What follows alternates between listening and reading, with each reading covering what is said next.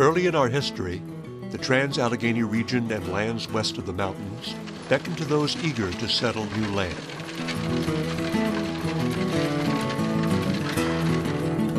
By the mid-1700s, pioneer families began settlement of this area. However, the land was already inhabited, and newcomers were not always welcome. Many of the new settlers were driven out or killed by Native Americans defending their homeland.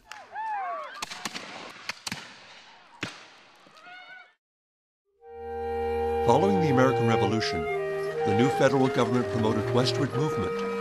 Once again, settlers dared to cross the mountains. Beverly was founded in 1790 as the seat of government of the newly formed Randolph County, Virginia. The mountains isolated the small town until the completion of the Stanton-Parkersburg Turnpike in the 1840s. Stagecoaches, often filled to near overflow, were regular visitors to Beverly, their approach heralded by a trumpet call. The turnpike also brought conflict. In the spring of 1861, America's Civil War became imminent. Citizens in the area were divided in sentiment. Most were small farmers, who had little sympathy for the plantation owners of the coastal regions. They struggled between loyalty to Virginia or the Union. As commander of the Union Army of the Ohio, General George B. McClellan was to protect the Baltimore and Ohio Railroad, a vital transportation link, and secure western Virginia for the Union.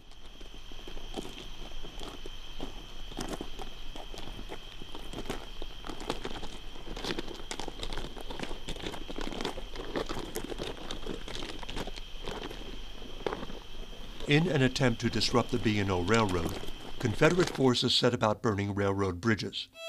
This sparked McClellan's invasion of western Virginia.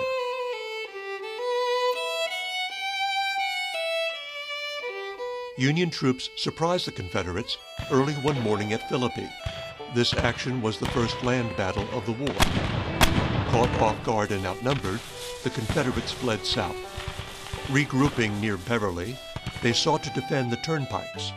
Two key passes at Laurel Hill and Rich Mountain were fortified in hopes of maintaining Confederate control of the region. A young Unionist, David Hart, lived at the crest of Rich Mountain.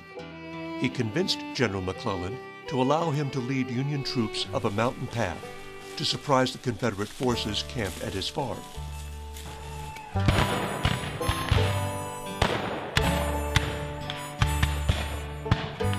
The Battle of Rich Mountain and other victories in this area secured western Virginia for the Union, along with the important B&O Railroad.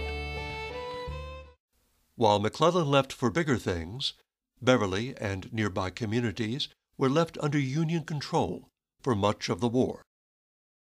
Beverly was paralyzed, the inhabitants virtually prisoners, guards constantly stationed night and day on each of the 4 roads leading from town. Soldiers on the streets all day, patrols on the streets at night. Citizens not permitted to pass the guards on the roads leading from town without a written pass. Thomas Arnold.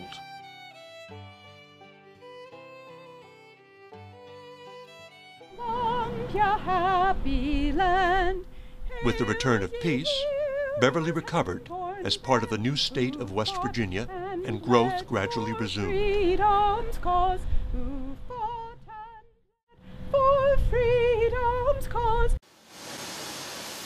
The community's fortunes shifted with local industrialization and the arrival of the railroad. The railroad brought in goods from across the country and exported massive amounts of lumber, timber, coal, and manufactured goods from Randolph County. Elkins was set up as the railroad center rather than Beverly.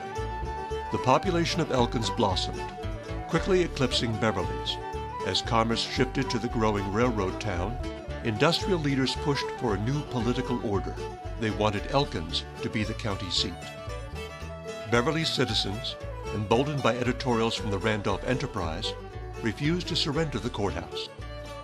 They even took up arms in its defense.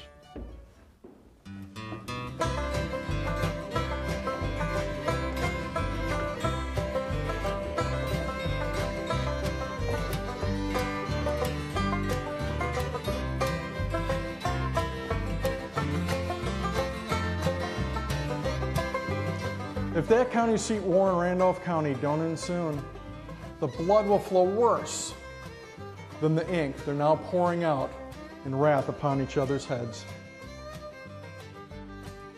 After an 8-year debate, suspicions of arson, a narrowly averted riot, 3 popular votes, and a case in the state Supreme Court, Elkins finally won the county seat. Despite losing the courthouse, Beverly capitalized on the industrialization occurring around it. Immigrants from Europe, African Americans from the South, and others built the railroads and harvested the timber, propelling America's rapid industrial growth. As the Great Depression hit, jobs dwindled, and once again, the town's future looked bleak.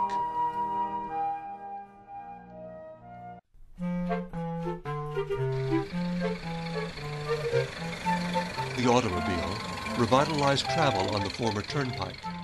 Tourists began exploring the region for fun and relaxation, while locals used cars to commute to work.